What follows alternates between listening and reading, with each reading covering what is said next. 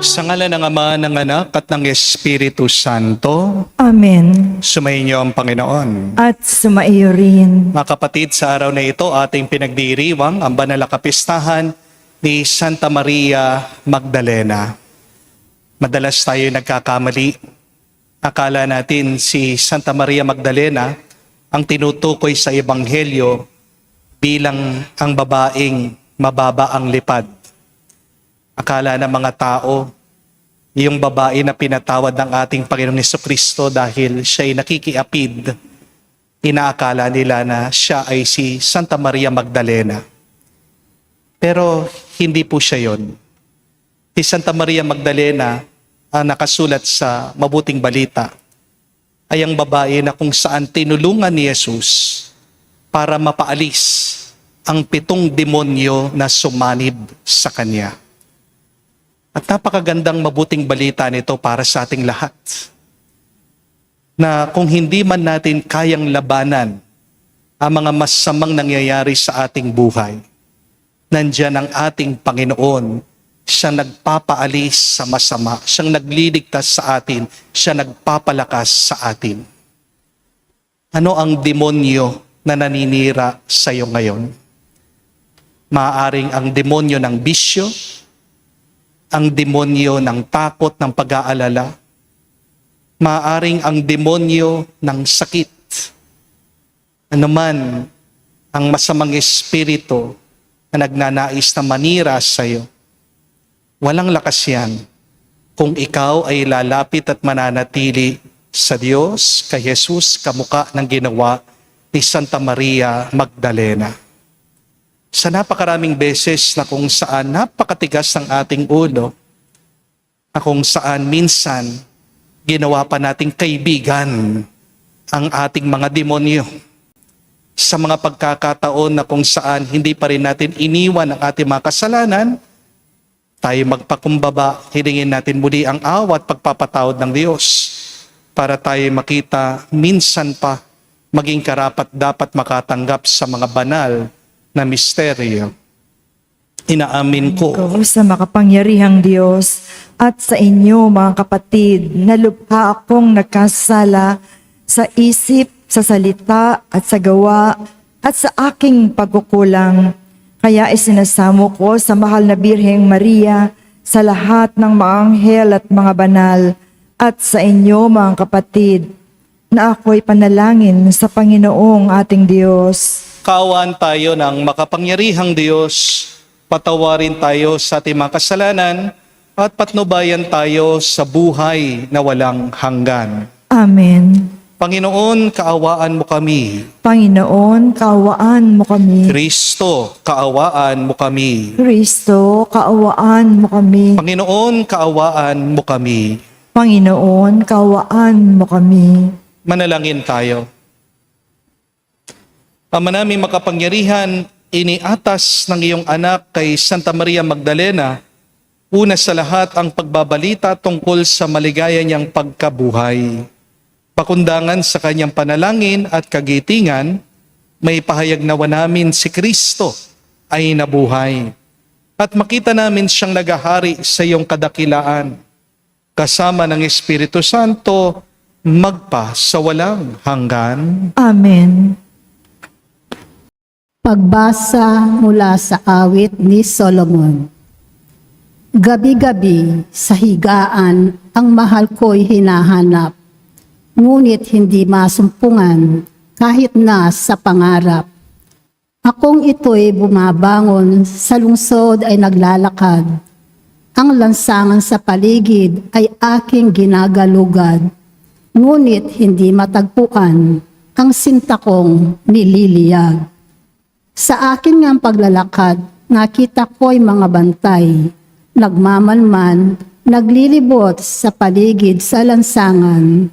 Sa kanila ang tanong ko, mahal ko ba ay nasaan? Nang kami ay maghiwalay ng nasabing mga tanod, bigla na lang na nakita ang mahal kong iniirog. Ang salita ng Diyos. Salamat sa Diyos. Aking kinasasabi kang Panginoon, ikaw lamang. Aking kinasasabikan, Panginoon, ikaw lamang. O Diyos, ikaw ang aking Diyos na lagi kong hinahanap. Ang uhaw kong kaluluway, tanging ikaw yaong hangad. Para akong tuyong lupa na tubig ang siyang lunas. Aking kinasasabikan, Panginoon, ikaw lamang. Bayaan mong sa santuario sa lugar na dakong banal, ikaw roo'y mamasdan ko sa likas mong karangalan. Ang wagas na pag-ibig mo'y mahigit pa kaysa buhay, kaya ako'y magpupurit, ikaw ang pag-uukulan. Aking kinasasabikan, Panginoon, ikaw lamang. Habang ako'y nabubuhay, ako'y magpapasalamat at ako ay dadalangin. Kamay ko'y nakataas, itong aking kaluluway, kakaing may kasiyahan, magagalak na umawit ng papuring iaalay. Aking kinasasabikan, Panginoon, ikaw lamang. Pagkat ikaw sa tuwina ang katulong na malapit, sa lilim ng iyong pakpak, galak akong umaawit. Itong aking kaluluway sa iyo lang nangahawak, pagkat ako kung hawak mo, kaligtasay natitiyak. Aking kinasasabikan, Panginoon, ikaw lamang.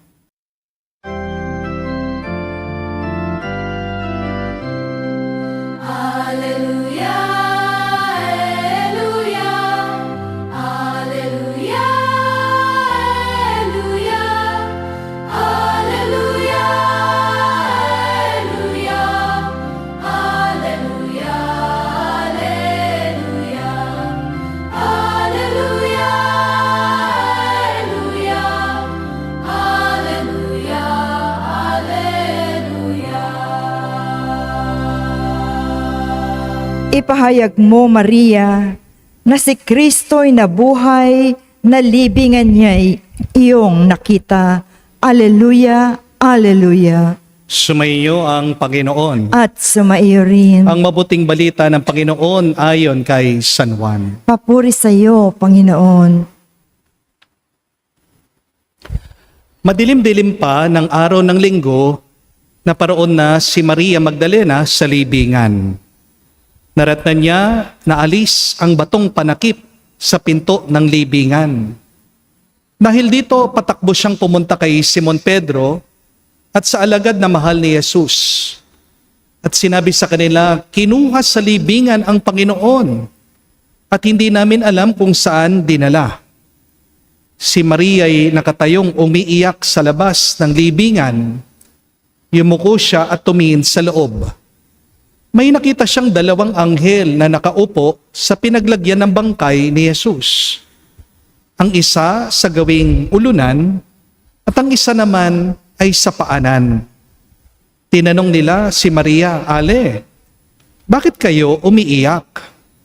Sumagot siya, kinuha po nilang aking Panginoon at hindi ko alam kung saan nila dinala. Lumingon siya pagkasabi nito at nakita niya si Jesus na nakatayo roon. Ngunit hindi niya nakilala si Jesus iyon. Tinanong siya ni Jesus, bakit ka umiiyak? Sinong hinahanap mo? Akala ni Maria ay siyang tagapag-alaga ng mga halaman. Kaya't sinabi niya, Ginoo, kung kayo po ang kumuha sa kanya, ituro niyo po sa akin kung saan ninyo dinala at kukunin ko. Maria, ani Jesus.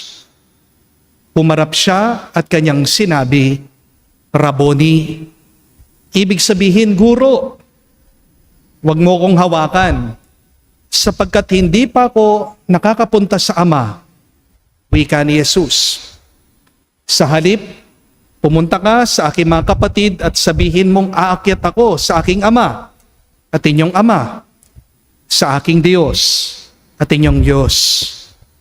Kaya't si Maria Magdalena ay pumunta sa mga alagad at sinabi, nakita ko ang Panginoon, at tuloy sinabi sa kanila ang bilin ni Jesus. Mga kapatid, ang mabuting balita ng ating Panginoon. Pinupuri ka namin, Panginoong Jesucristo. Magandang araw po muli sa inyong lahat. Welcome po sa ating banal na misa. Meron pong isang kwento tungkol sa isang monasteryo. Tinamaan po ito ng napakalakas na bagyo. Dahil po siguro sa lakas ng hangin, tinangay po yung bumuan ng monasteryo. Nagpanik po ang mga batang monghe. Hindi po nila alam kung anong kanilang gagawin. Pero yung pinakamatandang monghe sa kanila, tahimik lang po at kalmado. Alam niyo pong ginawa ng kanilang guro na monghe? Kumuha lang po siya ng walis at nag-umpisang maglinis. At nagtataka yung mga batang monghe at tinanong siya, "Guro, hindi po ba kayo nag-aalala? Paano po ang ating monasteryo?" Sumagot po yung matandang monghe. Sabi niya, "Dumating na ang bagyo at kahit na mag-alala pa kayo, hindi niyan mapipigilan ng ulan. Hindi rin mababalik ng pag-aalala nyo, ng takot nyo yung ating bubungan. Kaya ang magandang gawin, maghanda na lang tayo para bukas." Mga kapatid, ang tanong ito, ano ang nararamdaman nyo kapag may problema kayo? Anong naiisip nyo kapag hindi nangyari yung inyong inaasahan? Nagagalit ba kayo? Nag-aalala? O nalulungkot? My dear friends, one very important lesson that we need to learn in life is this, that all problems have a solution. Amen? If a problem does not have any solution, then that is not a problem. Rather, it is a reality to be accepted. Tandaan nyo yan. Alalahanin nyo yan, ha? Sa susunod na malulungkot kayo, sa susunod na malilito kayo, huwag niyong kakalimutan, ang lahat ng problema ay may sagot. Kung ang isang problema, walang solusyon, hindi problema yan. Yan ay katotohanan na kailangan mo nang tanggapin. Ang tanong, ano ang realidad o katotohanan na pinapatanggap ng Diyos sa iyo ngayon? Baka ang katotohanan na hindi na talaga babalik ang asawa mo. Baka ang katotohanan na hindi mo na maaayos ang nakaraan. Baka ang katotohanan na hindi mo mababago ang pagkakamaling nagawa mo. Baka ang katotohanan na hindi ka mamahalin lahat ng tao kahit na pagkabuti-buti mo sa kanila. Baka ang katotohanan na hindi lahat ng iyong pinagdadasal ay sasagutin ng Diyos ayon sa iyong kagustuhan. At alam niyo po kung bakit ba lumalaki yung ating mga problema. Ito ay dahil gusto nating kalabanin ang realidad kesa sa tanggapin natin ito. Hindi po ba?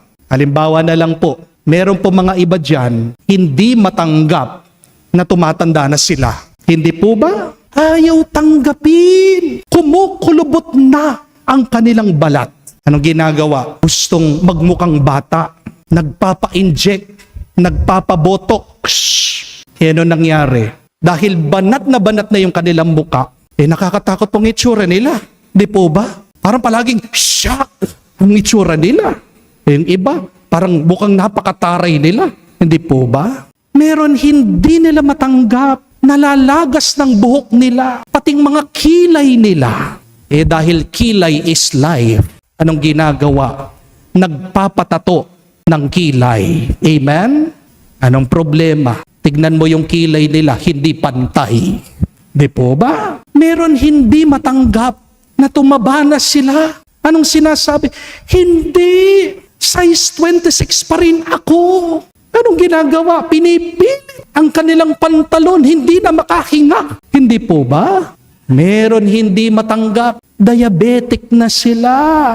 Hindi na dapat umiinom ng Coke, kumakain ng chocolate, kumakain ng maraming kanin. Kaya ano po yung nagiging ugali? Nagbibwisit, nagbubugnot, inaaway lahat ng mga kasama nila sa bahay.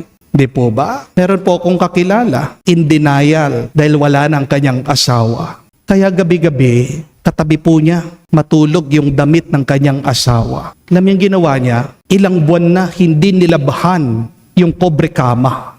Kasi gusto daw maamoy yung kanyang mister.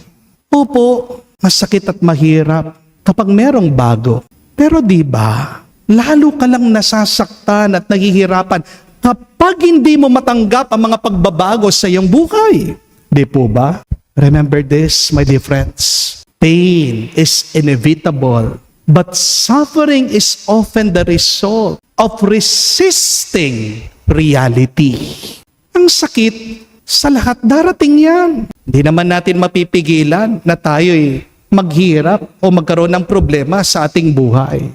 Pero ang pagdurusa, option lang yan. Ang pagdurusa, nararanasan mo yan kapag tinatanggi natin, kapag hindi natin matanggap, hindi natin mayakap ang mga pagbabago sa ating buhay. At ito po ang napakagandang aral na tinuturo sa atin ni Santa Maria Magdalena. Kahit na iniyakan niya ang pagkamatay ng ating Panginoong Jesucristo, bandang huli, tinanggap pa rin niya ang nangyari at niyakap niya ang muling pagkabuhay ni Jesus. Isipin niyo po ang sitwasyon ni Maria Magdalena pagkatapos po ng 3 araw nung nilibing ang ating Panginoon. Siyang unang-una, napakaaga niyang pumunta sa libingan. Bakit? Dahil mahal na mahal niya si Jesus. Pero pagdating daw niya doon sa libingan, wala ang katawan ng ating Panginoon. Kaya umiyak siya, naghanap siya, nalito siya. Paulit-ulit niyang sinasabi, kinuha nila ang aking Panginoon. Hindi ko alam kung saan nila siya dinala. Kapatid, hindi po umiyak si Maria Magdalena dahil mahina siya at masama siyang tao. Umiyak siya dahil ayaw niyang tanggapin na tapos na yung lumang kabanata ng kanyang buhay. Gusto pa rin niya na hanapin ang bangkay. Pero ang hinahanap niya ay ang patay na si Jesus. Samantalang nandun na sa harapan niya ang buhay na Panginoon. Hindi po ba ganyan din tayo minsan? Hinahanap pa rin natin ang mga bagay na matagal na wala na talaga. Hinahanap mo yung lumang relasyon, hinahanap mo yung lumang trabaho, hinahanap mo yung dati mong lakas o kalusugan. Samantalang meron ng bagong ginawa ang Diyos sa ating harapan. Kapatid, hindi mo makikita ang bago kung nakatingin ka pa rin sa luma. Amen? Hindi natin mararanasan ang buhay kung nakahawak ka pa rin sa bangkay. We sometimes miss the miracles of life because we cannot let go of our mourning. Pero kung nahihirapan ka man na mabuksan ang iyong mata, makita mong kabutihan ng Diyos, isa lang dapat ang iyong ipagdasal. Naway, hilingin mo sa Diyos, buksan niya ang iyong tenga, ang iyong puso. Dahil kapag narinig mo at naramdaman mo ang Diyos, magbabago ang lahat sa buhay mo. Balikan niyo man po ang ating ebanghelyong mabuting balita. Kailan po sumaya, kailan po nagkaroon ng sigla si Maria Magdalena, hindi nung tumigil siyang umiyak. Pero noong narinig niya ang pangalan niya, nung tinawag siya ni Jesus, sinabi, Maria. Tinawag siya ni Jesus sa kanyang pangalan. At agad-agad, nakilala niya ang ating Panginoon. Di po ba napakaganda nito?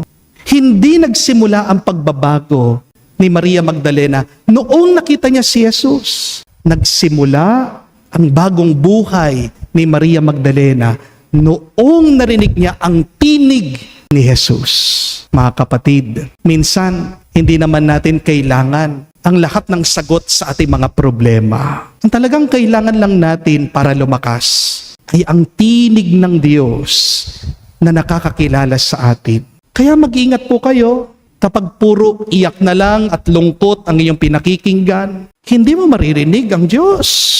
Kapag puro reklamo na lang, napupuno ang iyong puso, mahihirapan ka na marinig mo ang tawag ng Panginoon. Minsan, kailangan lang nating tumahimik para marinig mo ang Diyos na tumatawag sa iyong pangalan. Remember that God speaks to us in silence. Amen? Dahil sa pagtawag niya sa atin, diyan po nag-uumpisa ang panibagong lakas, ang panibagong pagsugo sa ating misyon. Balikan niyo man po ang Ebanghelyo. Pagkatapos daw po tawagin ni Jesus si Maria, ano ang sinabi niya? Huwag mo akong hawakan. Parang sinasabi ni Jesus, Maria, huwag ka nang kumakapit sa nakalipas.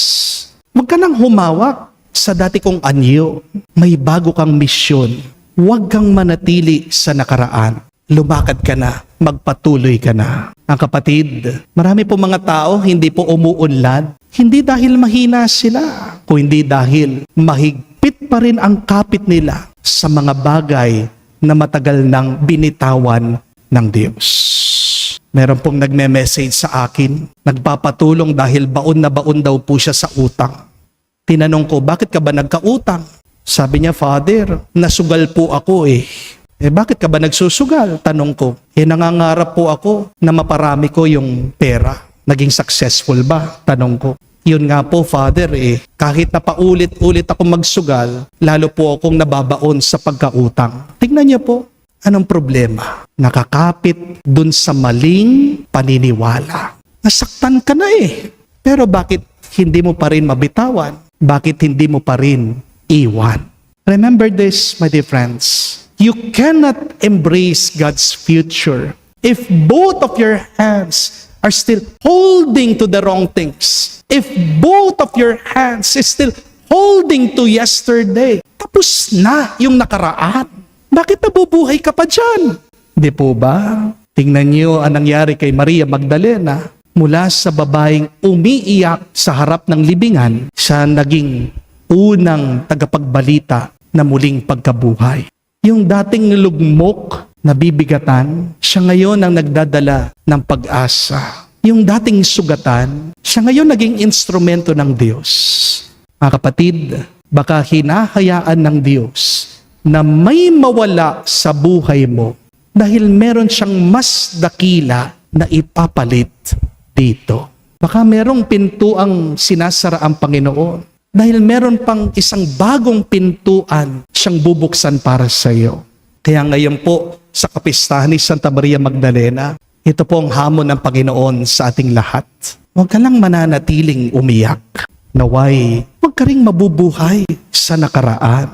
Tanggapin mo ang katotohanan, ang realidad na hindi mo mababago. Pagkatapos, makinig ka sa tinig ni Kristo dahil ang Diyos lamang ang makakapagbigay sa iyo. Sa mga nawala, ang Diyos lamang ang makakapagpalakas sa iyo. Dahil ang ating Diyos ay mabuti. Siya ang Diyos na mga bagong simula. Kaya magdasal po tayo, magpatulong tayo kay Santa Maria Magdalena. Sabihin natin sa Kanya, Santa Maria Magdalena, ipanalangin mo kami ngayon at magpakailanman. Amen. Tumayo po tayo, alay po natin sa Diyos ang ating mga dasal at panalangin. Naranasan ni Maria Magdalena ang kagalakan ng pagtatagpo nila ni Jesus sa muling pagkabuhay nito. Nawa ang malwalhating pangyayari nito ay maghatid sa kahulugan at pagbabago sa buhay natin at ating sabihin, Panginoon, dinggin mo kami. Panginoon, dinggin mo kami. Ang simbahan ng Diyos, naway magpanibago kay Kristong maling nabuhay at ihatid ang kanyang mensahe ng pag-asa at pag-ibig sa buong mundo. Manalangin tayo sa Panginoon. Panginoon, dinggin mo kami. Ang pamayanan ng mga mananampalataya, naway magpatotoo sa muling pagkabuhay ni Kristo sa pamamagitan ng kanilang halimbawa at patuloy na pagtalikod sa kasalanan. Manalangin tayo sa Panginoon. Panginoon, dinggin mo kami. Ang mga nasa madilim na libingan ng kasalanan, naway makatagpo kay Jesus ng lakas at sigla sa pagbangon sa isang buhay ng katapatan sa Ebanghelyo. Manalangin tayo sa Panginoon. Panginoon, dinggin mo kami. Sa katahimikan po ng ating puso, sabihin natin ngayon sa Diyos ang ating mga personal na pangangailangan. Ama naming nasa langit, tanggapin nawa namin ang mabuting balita na muling pagkabuhay ni Kristo at ang aming buhay sa hinaharap sa piling mo. Hinihiling namin, ipagkaloob mo ang maranasan namin ang bunga ng kanyang muling pagkabuhay sa aming sariling buhay. Hinihiling namin ito sa pamagitan ni Kristo, aming Panginoon. Amen. Manalangin kayo ngayon mga kapatid, parang ating mga paghahain ay kalugdan ng Diyos, amang makapangyarihan. Tanggapin nawa ng Panginoon itong paghain sa iyong mga kamay, sa kapurihan niya at karangalan, sa ating kapakinabangan at sa buong sambayanan niyang banal. Ama naming lumikha, tanggapin mo ang mga alay na nakahanda. Ngayon, si Santa Maria Magdalena ay aming ginugunita. Yamang ang kanyang inihaing pagmamahal ay malugod na tinanggap ng iyong anak, kasama ng Espiritu Santo magpa sa walang hanggan. Amen. Sumainyo ang Panginoon. At sumaiyo rin. Itaas sa Diyos sa inyong mga puso at diwa. Itinaas na namin sa Panginoon. Pasalamatan natin ang Panginoong ating Diyos. Marapat na siya ay pasalamatan. Ama naming makapangyarihan, tunay nga marapat ikaw ang aming pasalamatan. Ang pagpaparangal sa iyong kabutihan, lagi mong pinapaalingaw-ngaw sa iyong sambayanan, sa pagkakaroon ng mga kaanib na maasahan at tapat tulad mo sa pananagutan, upang magbunga ang punyagi ng iyong anak, na sa iyong pag-ibig kami makatulad. Ang mga banal na tao tumutulong sa lahat, sa pagbibigay halimbawa at pananalangin wagas. Kaya kaisa na mga anghel nagsisiawit ng papuri sa iyo na walang humpay sa kalangitan. Kami nagbubunyi sa iyo kadakilaan.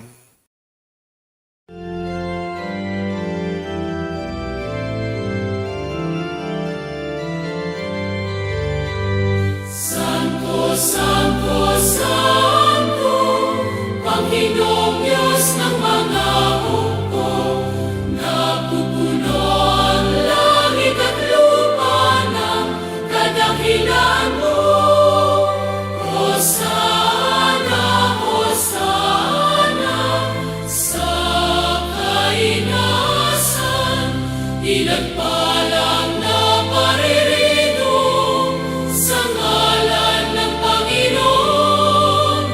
Hosana, Hosana, sa kainasan. Hosana, Hosana, sa kainasan. Ama naming banal, ikaw ang bukal ng tanang kabanalan. Kaya't sa pamagitan ng iyong Espiritu, gawin mong banal ang mga kaloob na ito, upang para sa amin maging katawan at dugo ng aming Panginoong Hesu Kristo. Bago niya pinagtiis ang kusang loob na maging handog, hinawakan niyang tinapay, pinasalamatan kanya, pinaghati-hati niya iyon, inabot sa kanyang malagad at sinabi, tanggapin ninyong lahat ito at kanin. Ito ang aking katawan na ihahandog para sa inyo.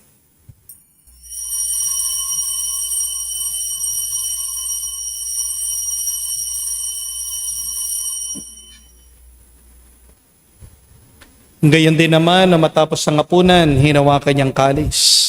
Muli kanyang pinasalamatan, inabot niya ang kalis sa kanyang malagad at sinabi, tanggapin ninyong lahat ito at inumin. Ito ang kalis ng aking dugo, ng bago at walang hanggang tipan. Ang aking dugo na ibubuhos para sa inyo at para sa lahat, sa ipagpapatawad ng mga kasalanan. Gawin ninyo ito sa pag-alaala sa akin.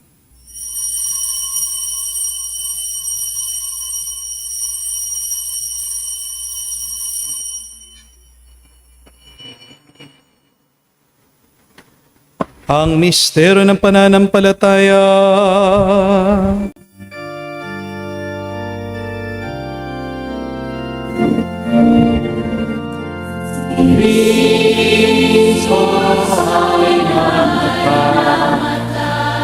Si Cristo ay nabuhay. Si Cristo ay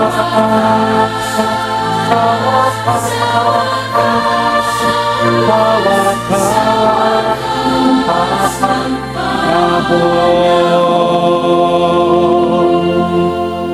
Ama, ginagawa namin ngayon ang pag-alaala sa pagkamatay muling pagkabuhay ng iyong anak. Kaya tinialay namin sa iyong tinapay nagbibigay buhay at ang kalis na nagkakalob ng kaligtasan.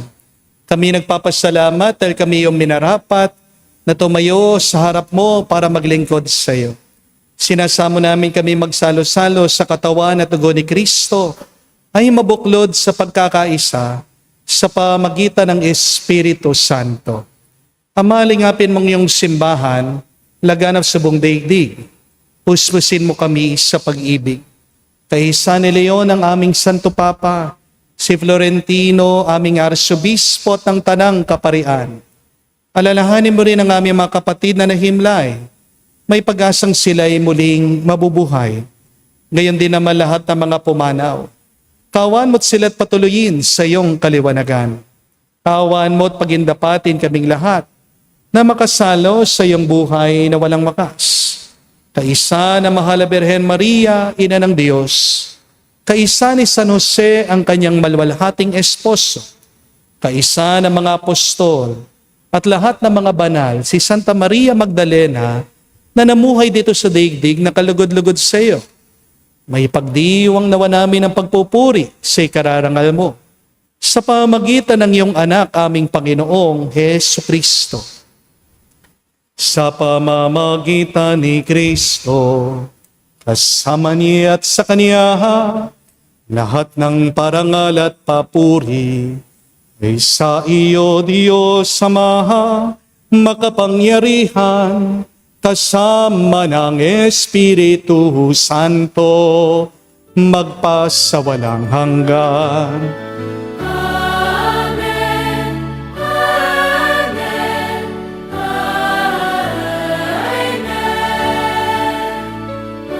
Amen. Amen. Sa nakagaling na utos sa turo ni Jesus sa Panginoon natin na Diyos, ipahayag natin ng lakas loob.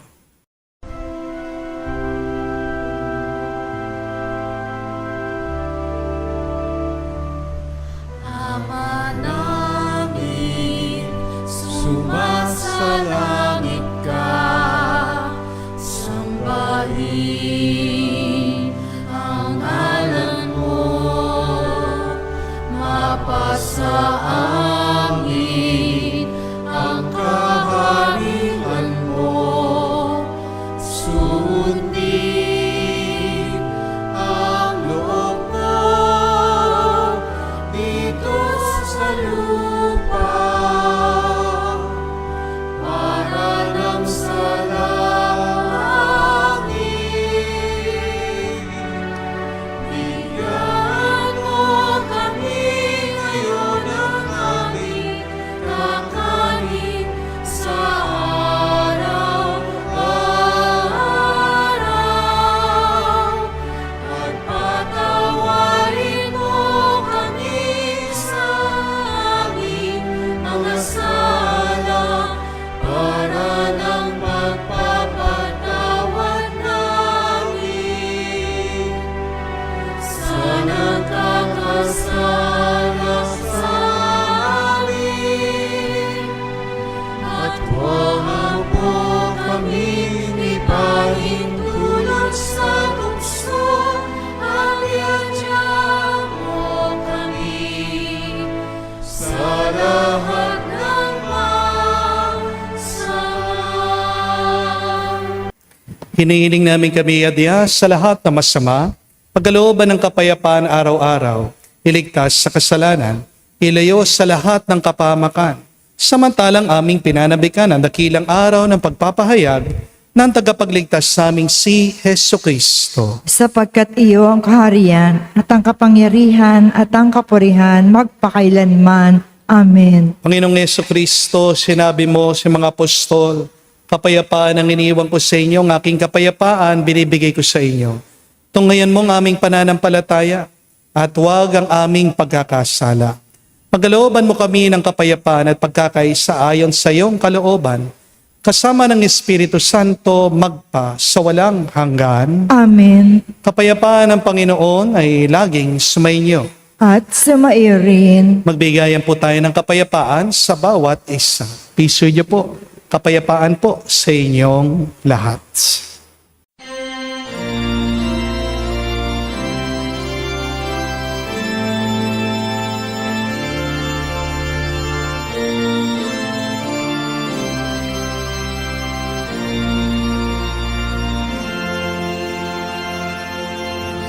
Kordero ng Diyos na nagalis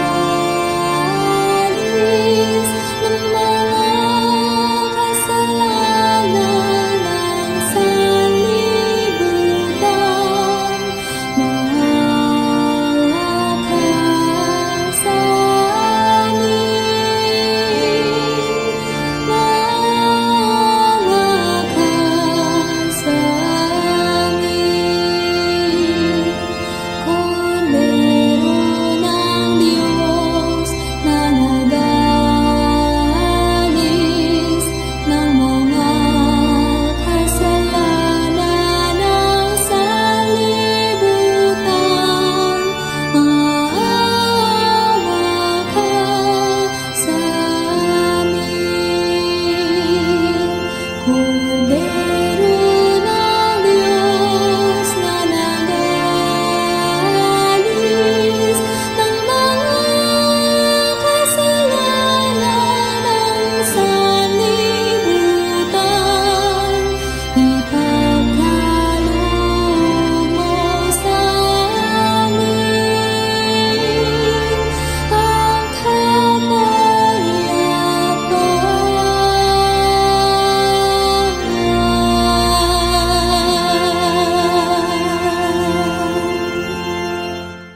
Mga kapatid, naririto ang ating Panginoong Hesukristo, ang Kordero ng Diyos. Siya nag-aalis sa mga kasalanan ng sanibutan. Mapalad tayong lumalapit sa piging ng Kordero. Panginoon, hindi ako karapat-dapat na magpatuloy sa iyo, ngunit sa isang salita mo lamang ay gagaling na ako.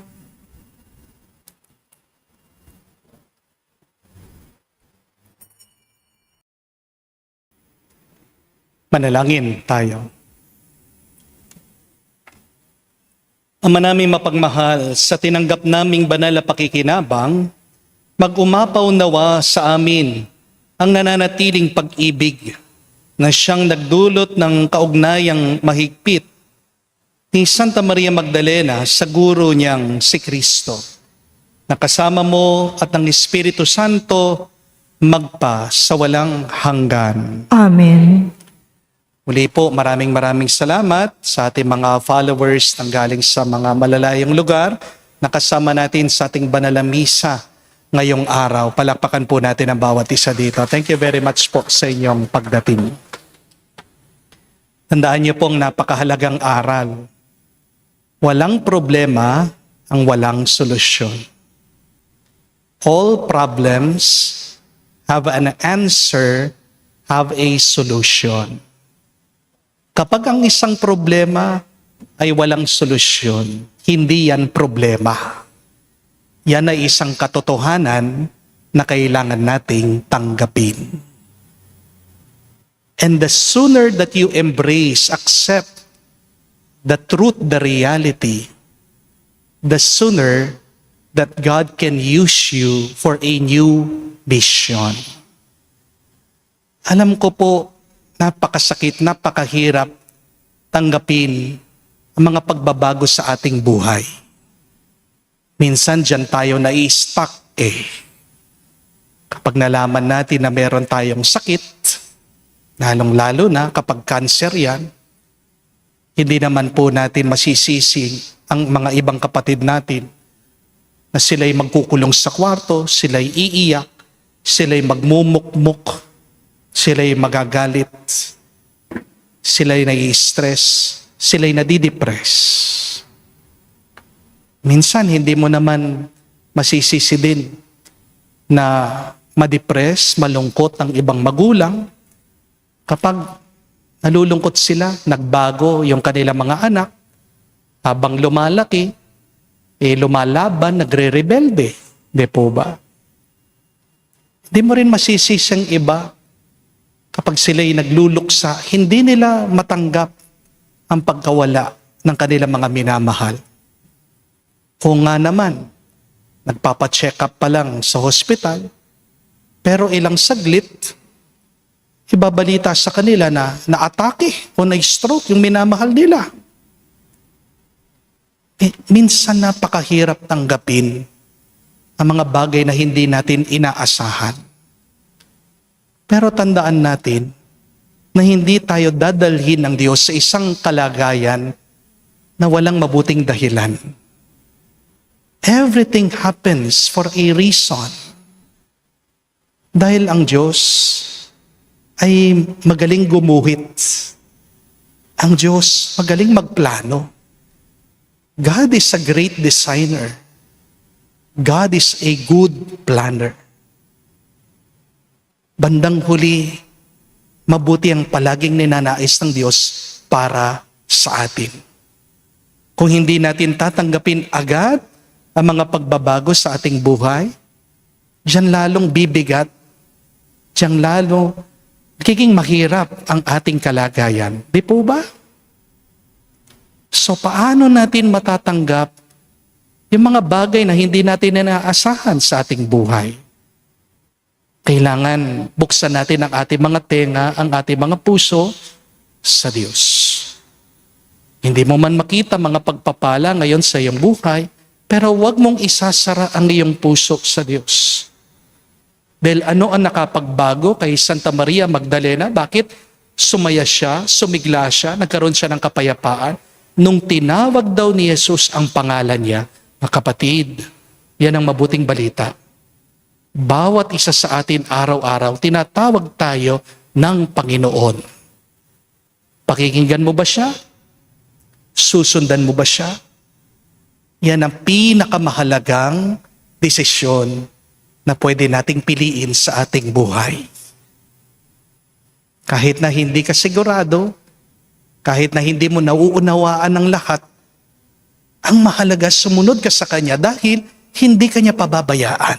Di po ba? Yan ang ating hingin na grasya ngayon. Lord, give me the strength to listen to you, to follow you, so that you may strengthen me and convert my life just like Saint Mary Magdalene. Sumayo ang Panginoon. At sumayo rin.